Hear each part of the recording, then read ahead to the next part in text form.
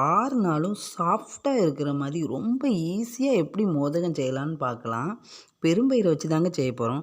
எப்படி செய்யணும்னு பார்க்குறதுக்கு முன்னாடி ஃபஸ்ட் டைம் சேனலை பார்க்குறவங்க சப்ஸ்கிரைப் பண்ணுங்கள். சப்ஸ்கிரைப் பண்ணி ஆளுங்கிற பெல் ஐக்கானை ப்ரெஸ் பண்ணுங்கள். அப்போ தான் நான் போடுற வீடியோ உங்களுக்கு நோட்டிஃபிகேஷன் வரும். ப்ளீஸ் நண்பர்களே, வீடியோ ஸ்கிப் பண்ணாமல் பாருங்கள். வாங்க வீடியோக்குள்ளே போகலாம். இது நல்லா அவிச்ச பெரும்பயிறு, நல்லா அவிச்சிக்கணும். 1 கப் அளவு பெரும்பயிறு எடுத்திருக்கேன். இதை மிக்ஸி ஜாரில் போட்டு நல்லா மையாக அரைச்சிக்கலாம். கொஞ்சம் கொஞ்சமாக போட்டு அரைச்சாலும் கரெக்டாக இருக்கும், மொத்தமாக போட்டு திரிச்சாலும் கரெக்டாக இருக்கும். இந்த பெரும்பயிறு அரைச்சி வச்ச பெரும்பயிறு மிக்ஸி ஜாரில் போட்டு நல்லா திரிச்சிக்கலாம். நல்லா திரிச்சாச்சு. 1 கப்பு பெரும்பயிறு, 1 கப்பு மண்டவெல்லம் ஈக்குவலான அளவு எடுத்திருக்கேன். கேஸ் ஆன் பண்ணி கடாயை வச்சுக்கலாம். 1 கப்பு மண்டோலத்தை இப்போ கடாயில் போட்டு தேவையான அளவு தண்ணி ஊற்றிக்கலாம்.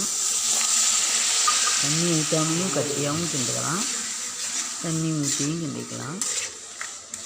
ஒரு 50 மில்லிகிராம் அளவு தண்ணி ஊற்றிருக்கேன். நல்லா கட்டி ஆயிடுச்சு. இப்போ 2 கிராம்பு போட்டுக்கலாம். இப்போ திரித்து வச்ச பெரும்பயிரையும் உள்ளே போட்டு நல்லா மிக்ஸ் பண்ணி விட்டுக்கலாம். நல்லா கட்டியான லெவல் வந்தோடனே இதை எடுத்து வச்சிடலாம்.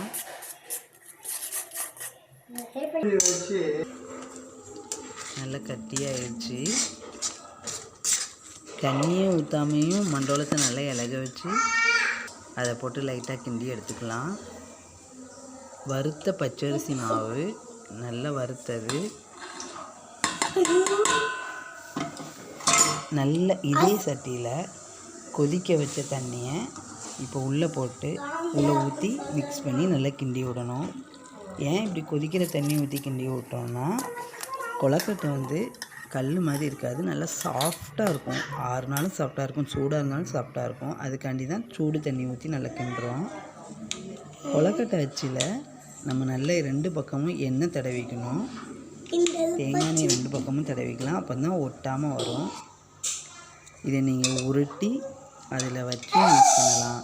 தேய்ச்சிட்டு 2 அச்சுக்கு மேலேயும் அப்படியே போட்டு பூரணத்தை வைக்கலாம்.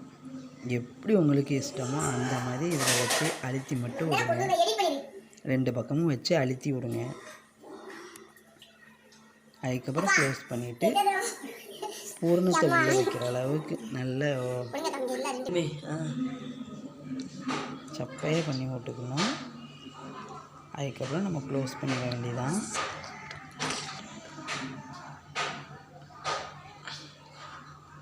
நல்ல ஓட்டை போட்டு விட்டாச்சு. இப்போ பூரணத்தை உள்ளே ஊற்றிக்கலாம்.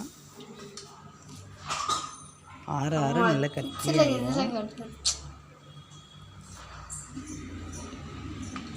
நம்ம பண்ணி வச்சுருக்க பூரணம் ஊற்றினோடனே இதுக்கு மேலே கொஞ்சம் மாவு எடுத்து வச்சு நல்லா க்ளோஸ் பண்ணி விட்டுருவோம்.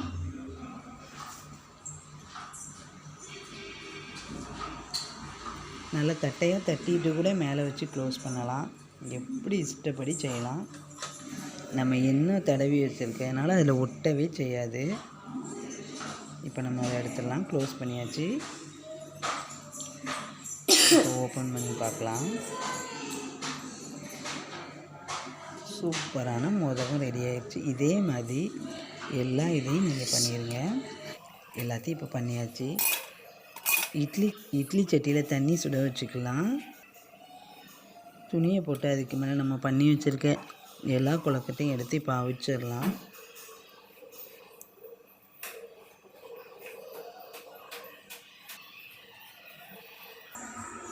வச்சாச்சு. இப்போ மூடி வச்சிடலாம். சூப்பரான கொழுக்கட்டை ரெடி ஆயிடுச்சு. 6 நாளும் இந்த கொழுக்கட்டை சாஃப்டாகவே தான் இருக்கும். இந்த வீடியோ பிடிச்சிருந்துச்சுன்னா லைக் பண்ணுங்கள், ஷேர் பண்ணுங்கள், சப்ஸ்கிரைப் பண்ணுங்கள். மறக்காமல் பெல் ஐக்கானை ப்ரெஸ் பண்ணுங்கள். நன்றி.